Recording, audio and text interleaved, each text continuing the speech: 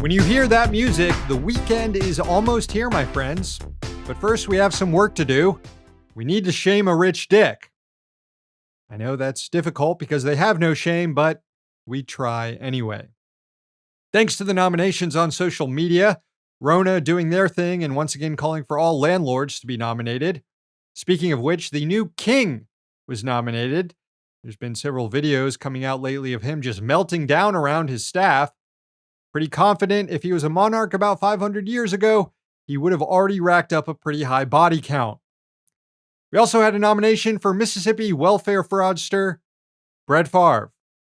All very worthy contenders, but this week's rich dick is celebrity chef Jose Andres. Now I know what you're thinking. Jose Andres, but he's a saint. Anytime there's a disaster or something, he's on the scene, serving food to people affected. Well, that's just because there are cameras there.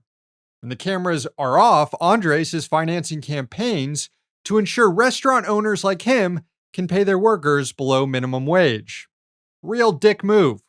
Here in DC, there's a ballot initiative in November that would eliminate the tipped minimum wage. For those who don't know what that is, the minimum wage for all workers in DC is just over $15 an hour. But if you're someone who makes tips, like a server or bartender, restaurants are allowed to pay you the tipped minimum, which is only about $5 an hour. Restaurant owners are required to ensure that these workers make at least $15 an hour through tips, but that just means their wages are paid largely by customers, not the boss.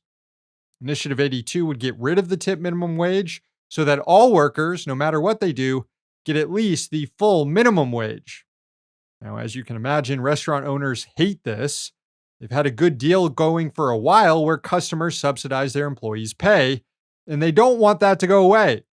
And Chef Jose Andres, the great humanitarian that he is among these greedy bastards. DCist reports that Andres' company, which manages his restaurants, Think Food Group, has donated $10,000 to an organization trying to sink the proposal called No to I-82. Amazing how these celebrity chefs can just cut $10,000 checks to political campaigns, but can't find the money to pay their workers a fair wage.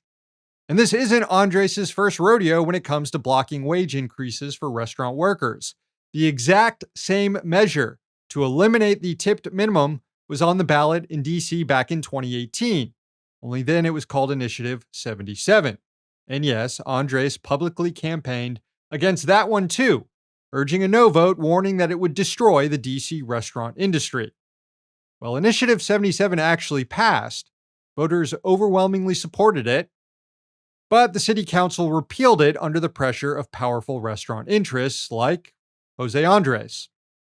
Worth noting that Andres' opposition to Initiative 77 was immortalized, though, in a legal filing against him later. The case involved a bartender at one of his restaurants in New York who alleged she was underpaid, that she was classified as a tipped wage employee when she should have been earning a full wage. She filed suit against Andres' restaurant company, and it soon became clear she wasn't the only worker who Andres underpaid. It was systemic. And Think Food Group later claimed that it was a payroll glitch that caused the underpayment of their employees. A payroll glitch. Well, in a legal filing, D. Maimon Kirschenbaum, the lawyer representing the underpaid bartender, referenced Andres' previous vocal opposition to eliminating the tipped minimum wage in DC and wrote, quote, "It is quite brazen and unbelievable that he now chalks all underpayments up to a glitch and believes that he should get a free pass by repaying only a small portion of his true liability."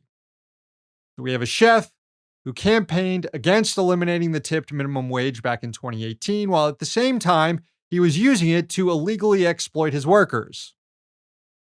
It's all just so brazen. And you would think after he got busted for it, he might consider bowing out of future fights over this.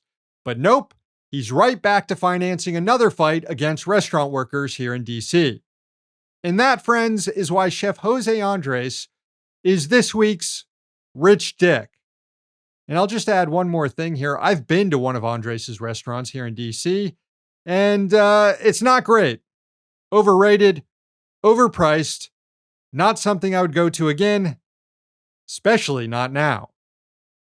Hey, thanks for watching. Hit the subscribe button so you don't miss any of our new videos. Also, if you want to see Means Morning News in its complete form, not just the clips we post here, head on over to Means TV and get access to all our new episodes and our entire backlog, plus tons of other great movies and original TV shows.